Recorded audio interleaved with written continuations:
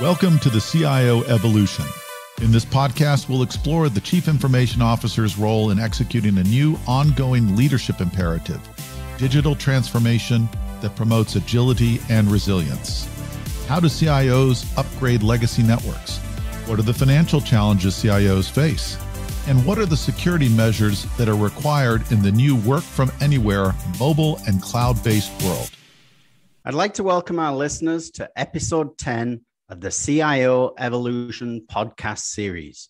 I'm your host, Phil Armstrong, and we're joined today by two amazing guests and industry specialists, Manish Sahu and Bill Harmer. Welcome, gentlemen. Perhaps we can do a quick round of introductions. Manish, would you be so kind to start us off? Sure. Thanks for having me on your show, Phil. My official title is the Director of OT Network and Security Transformation. My job is to make OT, which is operational technology, secure. And operational technology is all the equipment and associated systems involving physical processes, manufacturing assembly lines, warehouses, power plants, oil rigs, more secure today. And in this day and age, those are considered critical infrastructure because if any of them goes down, that means money lost, productivity lost, and that's what keeps our economy churning. Thank you. Bill? Hi, Phil. Thanks for having me. It's great to be here. I am currently an operating partner at Craft Ventures, helping out on their the security, privacy, IT, and DevOps side. I work with the consulting side on new investments, existing portfolio companies, helping them with their strategies. And I'm the former CISO, field CISO for Zscaler. So I've gone through that zero trust. That is the piece that I'm bringing to Craft Ventures and their new companies.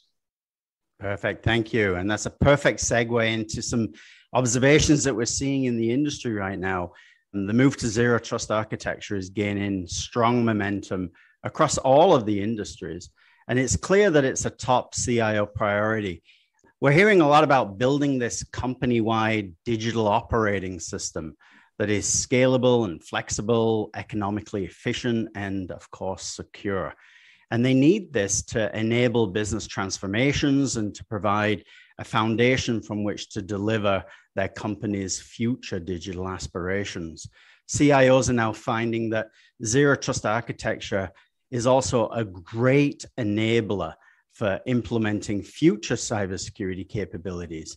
And today I wanted to explore the cyber market and its future direction from your unique perspectives.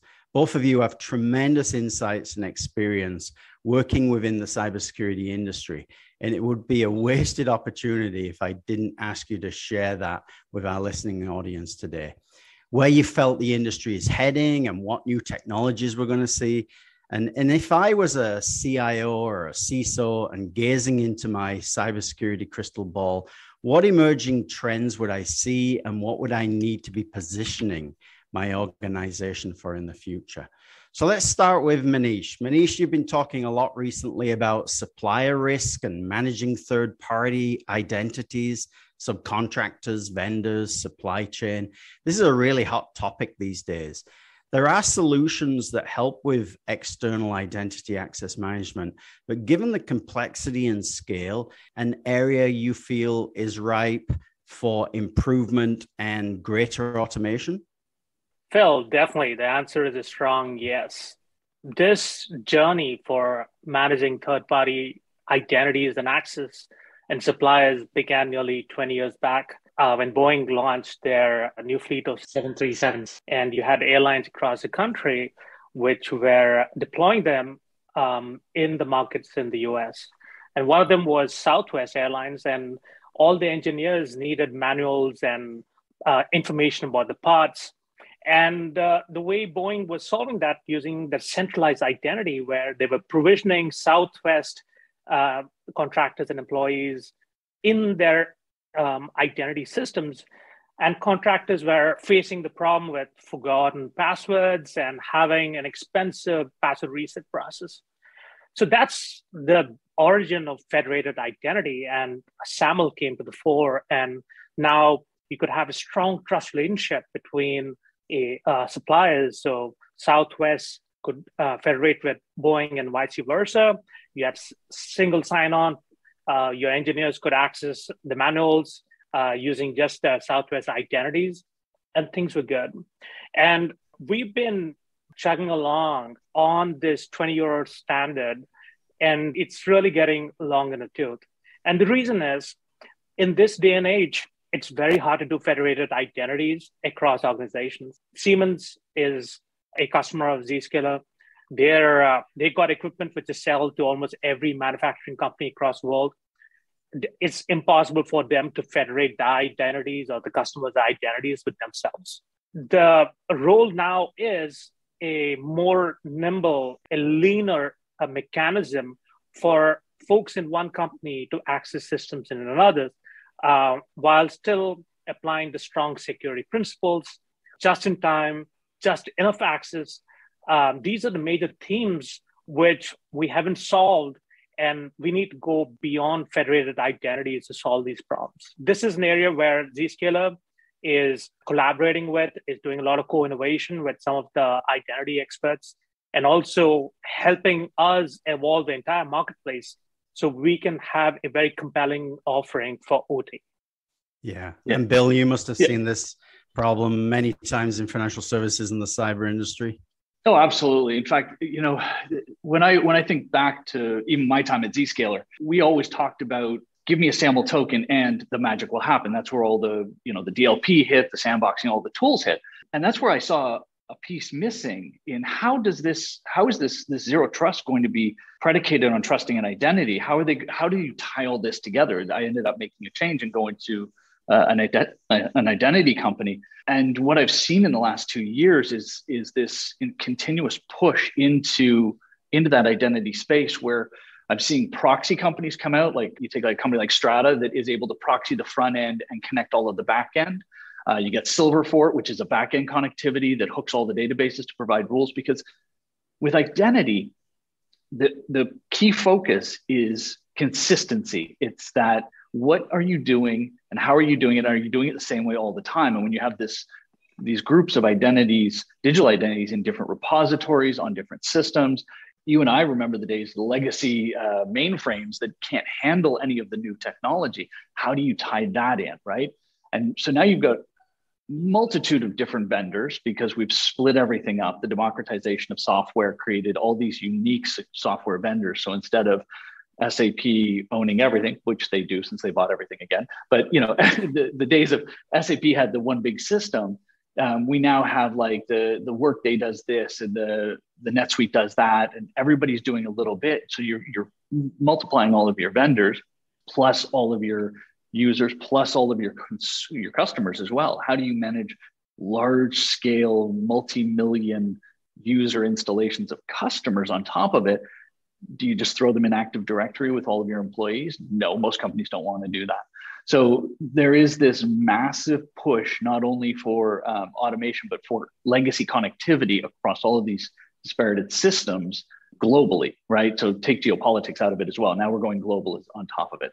Currently, it's a mess. That's about the only way to describe it. And automation is a huge part of it, bringing non-repudiation to the identities, bringing faster resolution to compromised accounts, being able to manage them is a huge part of what's happening today.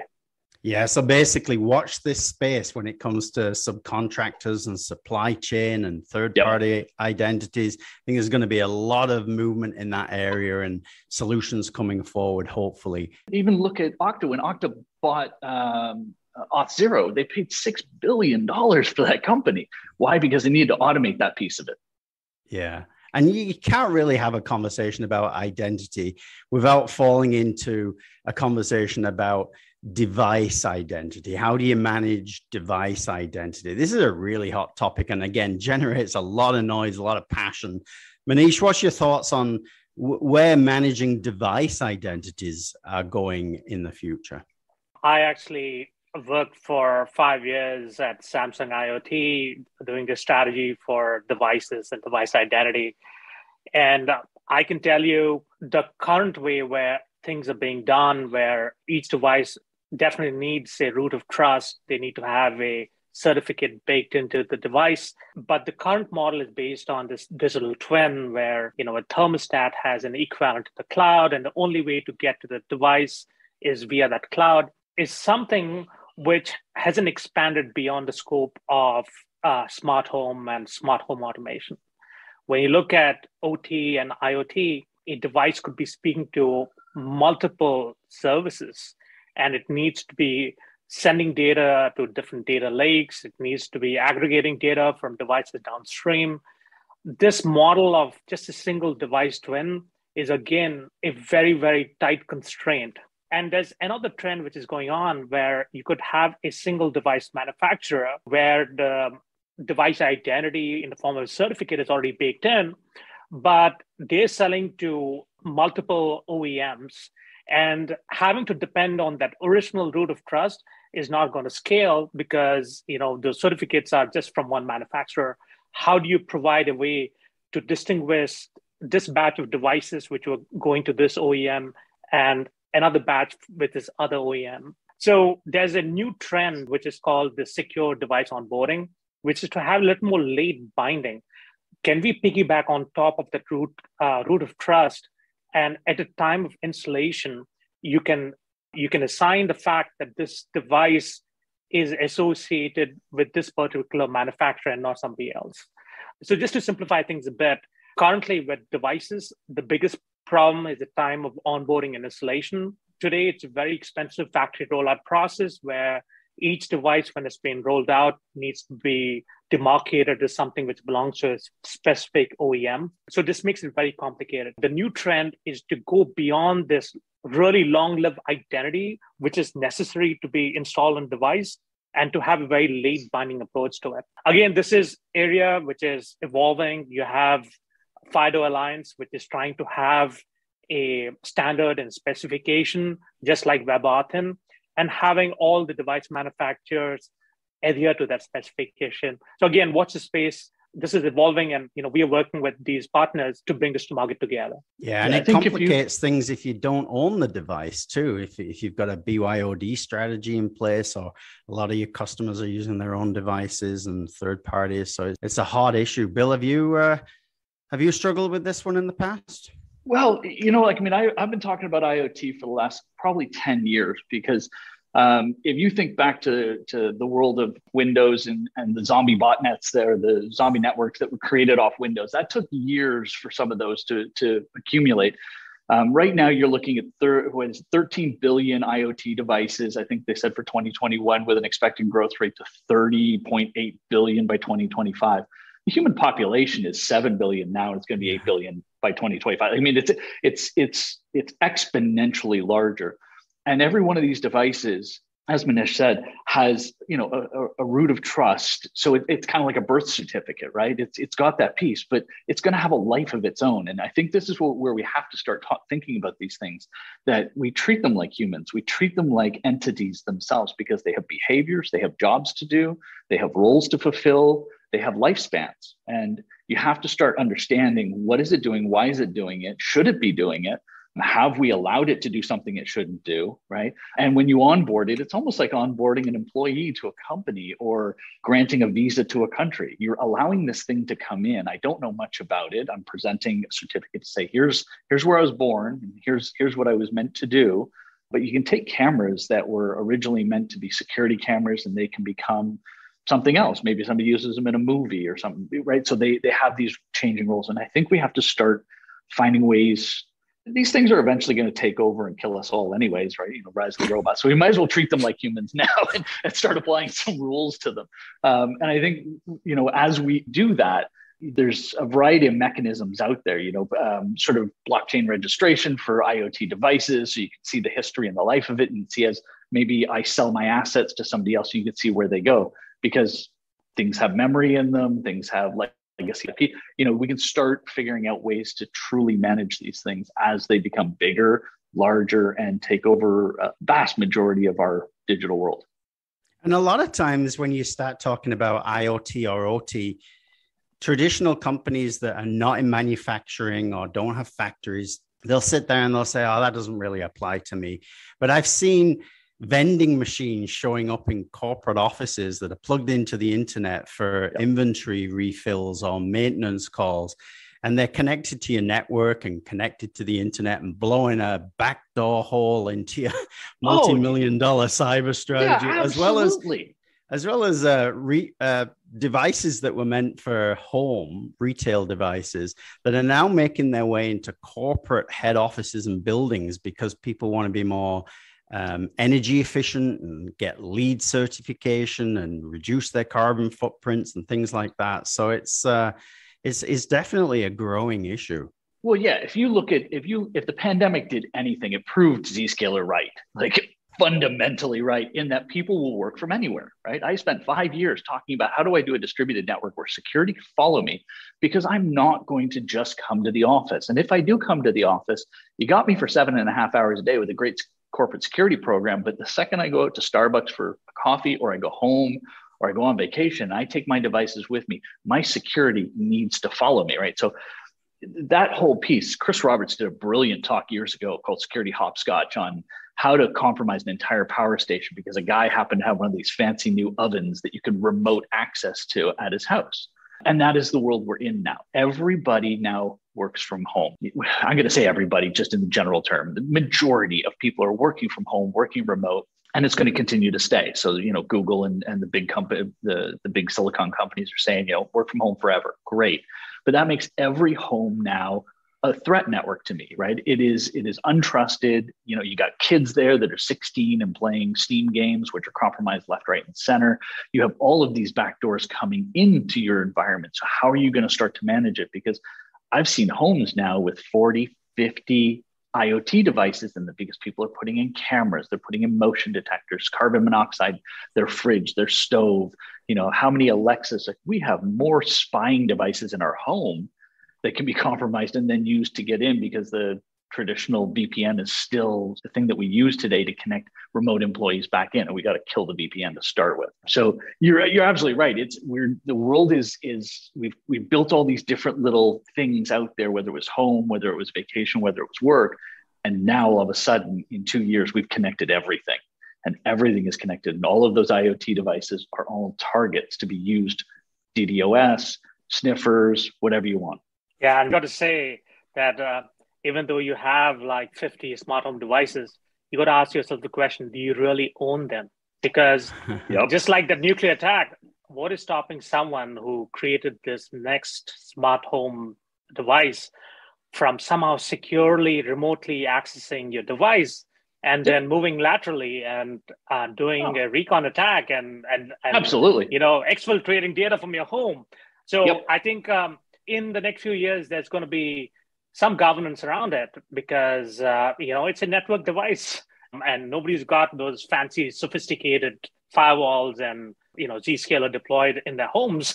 But this is an area where people are going to ask for ownership of their devices, of their data. And, some regulations are definitely going to be coming up around that pretty soon. Yeah. Even the importance of these devices. I was speaking to a global CIO of a large automobile parts manufacturer, and he had factories all over the world. And he said, Phil, these devices started off as conveniences on the shop floor, maybe productivity aids, but now they're integral to the production flow. And as they become more and more important, we need to get our arms around them and have a strategy and standards, all-encompassing standards. We need to be able to patch them appropriately and allow the vendor to come in remotely and patch them in a safe way. And so this whole management of IoT and OT, I think, is a fascinating topic area that we could spend the entire conversation on, because it's growing quickly. What is it, 6 to 8 devices per person on the planet? So it's not going away. Even I touched there a little bit about the processes of managing cybersecurity. And I hear a lot of complaints about how onerous and complex security processes are, especially in large organizations. To the group here, and maybe we can start with Bill. Do you see more automation coming for the security process? I mean, if you look at the proliferation of systems like Wiz and JupyterOne, it's really helping to spawn secondary needs that push the security further down the engineering stack. And what trends are you seeing in the automation of the security piece in this really complicated FinDevSecOps world that we now live in? The amount of work that needs to be done is huge. The whole idea of the ability to build code by clicking and dragging and dropping, the no code, low code sort of build process is just rapidly moving. You have that on one side. You have things like AWS, GCP, Azure, the ability to build out environments very quickly, very automated as far as something like AWS is concerned. They want you up, running, and using resources. And if you look at the security, they have good security, but it protects them.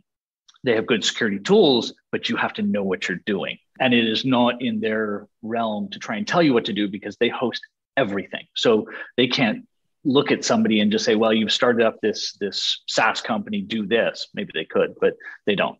So what you've got people with the ability to build out very powerful, very complex systems.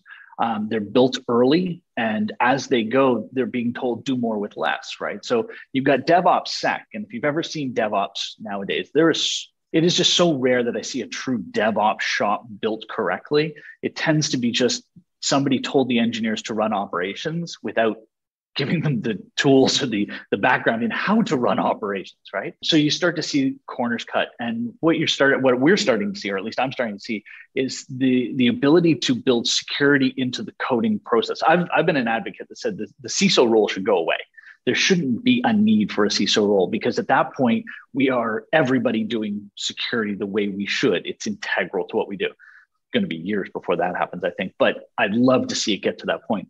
So what we see is companies like Oak9, right? Oak9 is building in the iterance process into the DevOps development world that hits it early. Because if you build something, go through a standard waterfall, do your testing, send it to staging, ops tests it, rolls it out, and then they find something. The rollback and fix process is expensive and slow compared to as you're coding and checking as you go and teaching the engineer as well at the same time. That's the feedback loop.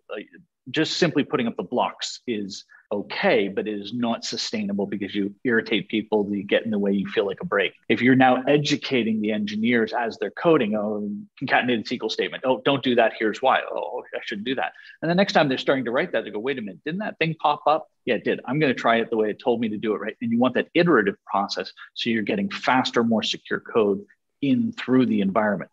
Same with the infrastructure as well. How do you go in and plow through an infrastructure the way Wiz does and sees all of the little things that have been built? You've built an application over here. You've built a monitoring tool over there. You've connected the two together. None of them has a very high vulnerability, but when combined, the blast radius of a vulnerability out front, if somebody turns on, say, proxy IP address to allow somebody through, suddenly becomes exponential because you connected different things together.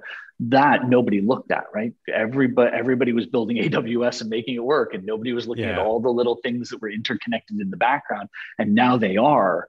Now, what happens when? Because we always say it's not if, it's when you get compromised. So when you get compromised, say, on your application, how bad is the damage? And that's where we're now seeing this automation process. And again, as you do infrastructure as code or security infrastructure as code, can you build this out so that it cuts it off before you have to go back and go, oh man, how do I re-architect this?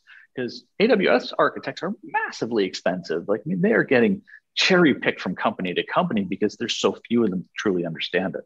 If we look into the future, we've got all kinds of new technology coming our way, and it will probably challenge some of the traditional approaches that we've used. And if you look at, for example, the advent of digital wallets and Web 3.0 and blockchain, and what this really means for federated, decentralized identity, do you think some of these things can be carried over into the enterprise, Manish? What's your thoughts on that? Definitely, yes. The reason is this. For the last 20 years or so, we've had federated identities as the de facto model for federating between companies and between the company's identities and application. But the problem with that is you've taken the users out of the loop. And what I mean by this is it's great for enterprises to make something consistent and uniform. Today, using Office 365 or email, tomorrow that company can just swap it out and put Google Apps and just make sure that as long as the identities are in there and you transfer the emails, the change process is very low. But the end user is pretty much has no control over what they can access and what they can do with their own data. So, like I said again, there's a strong move towards introducing the user into the mix of things, where users can manage the identities and they can do something with their own data. And to give you a real world example, today in your wallet, you have different types of IDs. You have your license, you have your insurance card from your favorite insurance company, you have your COVID passport, you got your library cards, and you got a whole bunch of these which are issued by several people. And whether you're standing in a line trying to get into a pub or go to a restaurant, they're going to ask you one of those identities, and you present it to them, and they verify the identity in some format, and they let you go. Nobody's calling up the DMV and saying, "Hey, do you trust Manish?" But that's the problem today. Today, you still need that identity provider to be in the loop.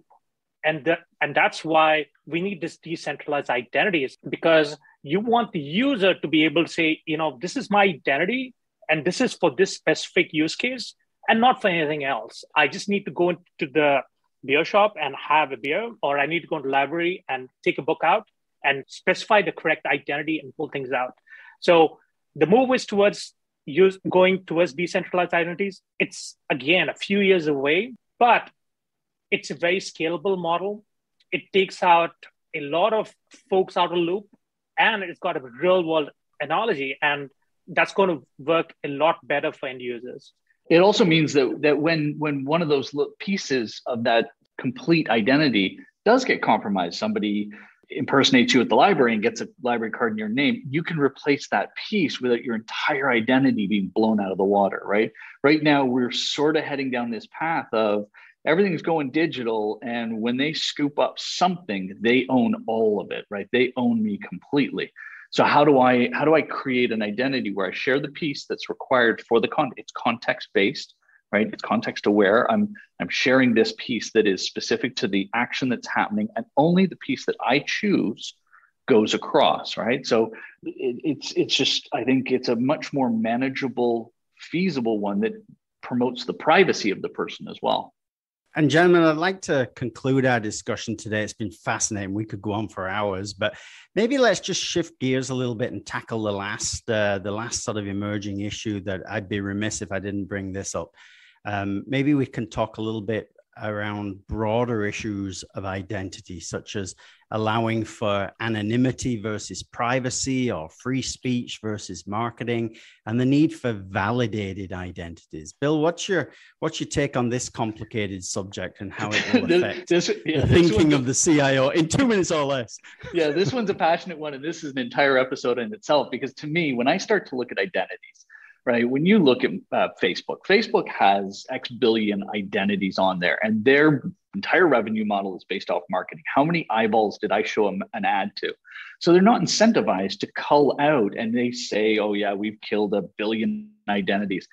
Truthfully, you should never have let 1 billion of them on the platform to start with, right? So how do you find this balance between validating who I am? Because a lot of people out there want what they call privacy.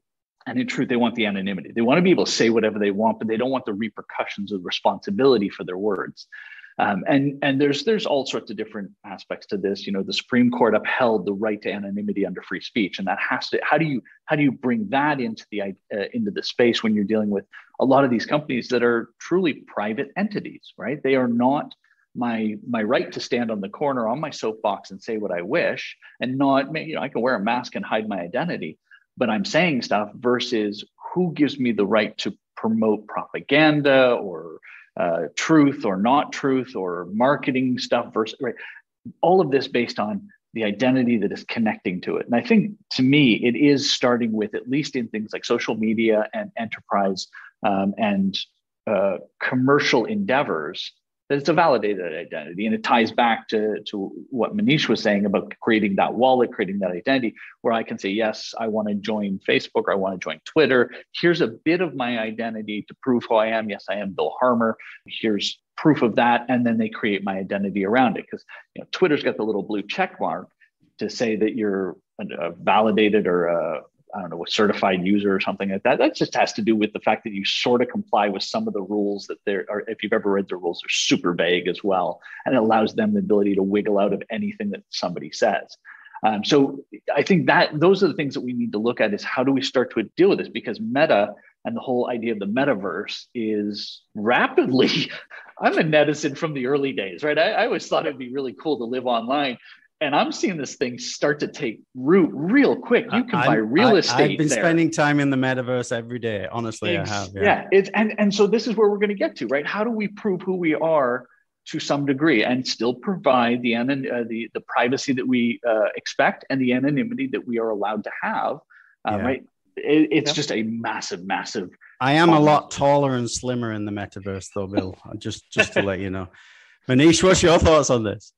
I was starting saying on the consumer side of things, you have Europe having GDPR and California having CCPA and Canada PIP, EDA. And that is definitely driving some of these conversations about privacy.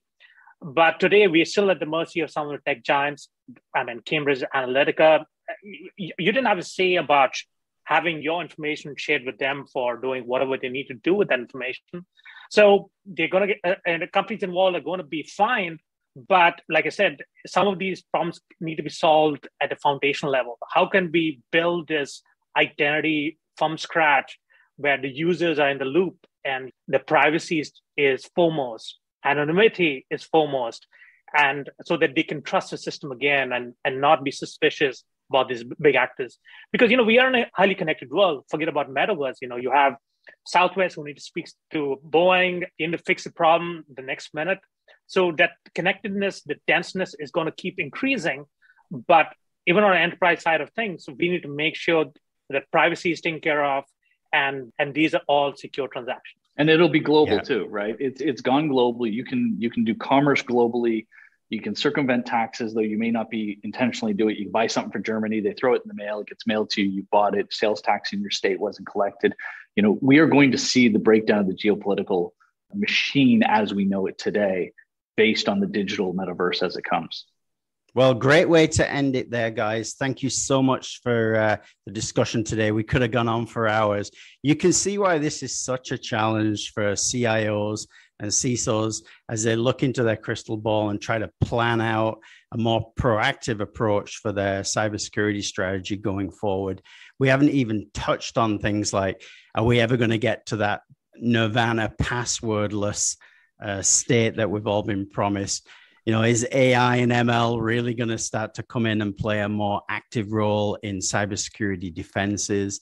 The metaverse, what does that even mean for e-commerce going forward and leisure activities, and how does that apply to identity and cyber? Clearly, identity is front and center of what we're thinking about in terms of emerging trends, and certainly technologies coming forward to help us be more proactive in this fight. Thank you very much, Bill, today. Appreciate it. Thank you very much, Manish.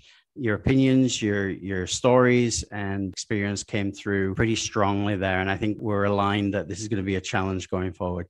Thank you to our listeners, and hope to see you again on our next episode of the CIO Evolution. Thanks for listening to the CIO Evolution. Check back with your podcast provider regularly for more episodes. You can find more episodes along with other podcasts on the CXO Revolutionaries website at revolutionaries.zscaler.com. Statements by Zscaler podcasters and guests are informational only and should never be construed as legal advice. You should consult your legal advisor on matters related to you or your business. Zscaler makes no warranties, express, implied, or statutory as to the content of this podcast, and it is provided as is. Content on this podcast may contain forward-looking statements that are current as of the date of the recording and subject to change. These statements are subject to the safe harbor provisions created by the Private Securities Litigation Reform Act of 1995. Full legal disclaimers are available at revolutionaries.zscaler.com. Copyright 2021.